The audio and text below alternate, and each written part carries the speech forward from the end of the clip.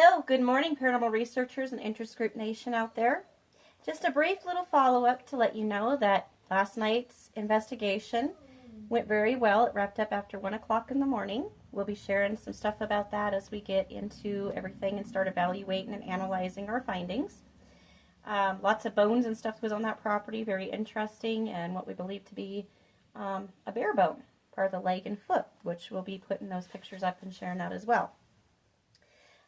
Mostly, as I did promise you, we are doing an update, letting you know that the interview that we had here last Thursday, which was with the Montrose Daily Press, was a very good interview, a great story that came out in the paper, and I'll read that to you here momentarily. It made the front cover of the edition. That's us down here in this second picture. So without further ado, let me start reading you that story, because it also continues, as you can see on the back here, on A10. This brief little section is us. So the story says, and in the header is, Hands-on Haunted History. Join Paranormal Researchers Interest Group for a special tour at Museum of the Mountain West by Kylia Hensler. The Second Empire House, now located at Museum of the Mountain West, was officially preserved for its unique architectural significance.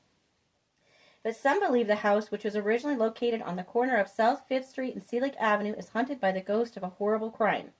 Now guests can see it for themselves this weekend as part of a special collaboration between the Paranormal Researchers Interest Group and the museum.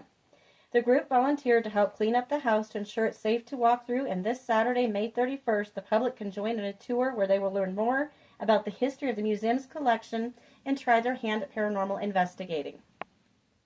Becca Little, her fiancé Seth Davis, his son Quentin, and Quentin's best friend Gwen Herring make up the group. It's a family ordeal, Quentin said. Together, the group attends paranormal investigations, works with people who believe their property may be haunted, attends gatherings for paranormal enthusiasts, and hosts special events like the tour on Saturday. They also maintain a YouTube channel and Facebook page where members of the community can post their own content and experiences.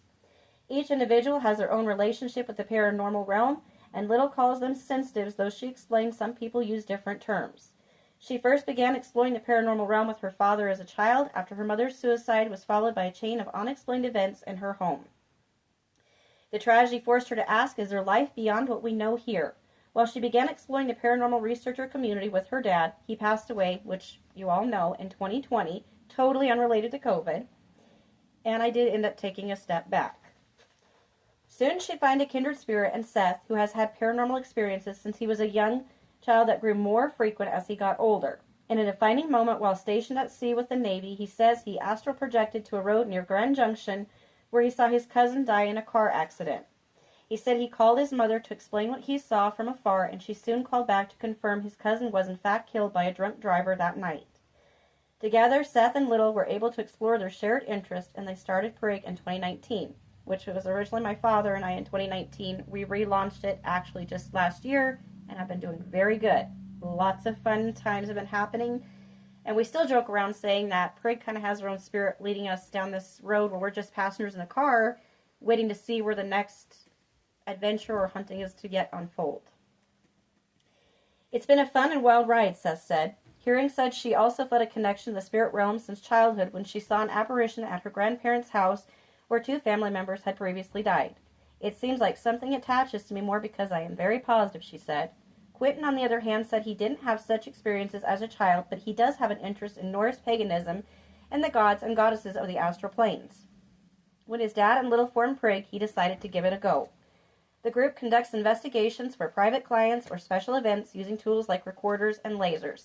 And that's only to name a few, mind you. Excuse me. On Saturday, guests of the museum will get to try these and more out for themselves as they conduct their very own investigation. It's hands-on, Little said, and museum staff will be on hand to lend a historical perspective to the tour. As far as the house itself, questions have swirled in the public realm for years about its real history. In fact, it's even been featured on the Travel Channel's Ghost Adventures, where the show claimed it was the site of a murder-suicide around 75 years ago. But Keith Ponsford, a Montrose native, told the Daily Press in 2018 his parents still lived in the house when the crime happened. I assure you there was not a murder in our house, he said. Daily Press records from 1956 confirmed the house wasn't the site of the crime. It's not an urban legend, though. It just happened up the street. Whether anything or anyone haunts the Empire House is a mystery guests will have to explore for themselves this weekend, and the $20 fee will go toward the museum's efforts to continue restoring the house. We are out there to help the people, Little said, noting the group also accepts donations for tours and investigations. Interested guests must call the museum at 970-240-3400 to RSVP. Orientation begins at 8 a.m. and the tour starts at 9. And then here's the black and white photo of us on that continued page. And this one was taken at River Bottom Park by Kylie Hansen. And it says, each member of the group has their own relationship with the spiritual realm. Kylie Hensler, Montrose Daily Press.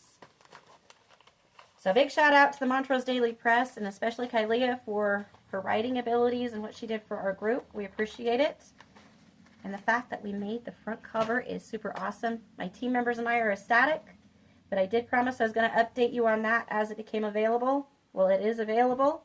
And if you are interested and you want to go purchase a copy of that paper, you are more than welcome to do so. It is $3 per paper to purchase. City Market locations right now are probably the best ones that you can find it at, or at the paper place, the Montrose Daily Press itself.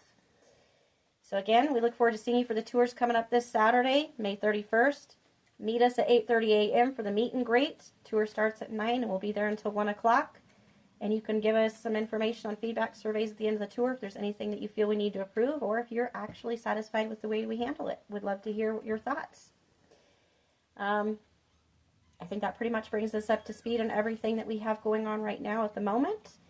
So we'll see you there on this Saturday, and when the Erie becomes reality. We'll catch you then. Happy huntings, everyone.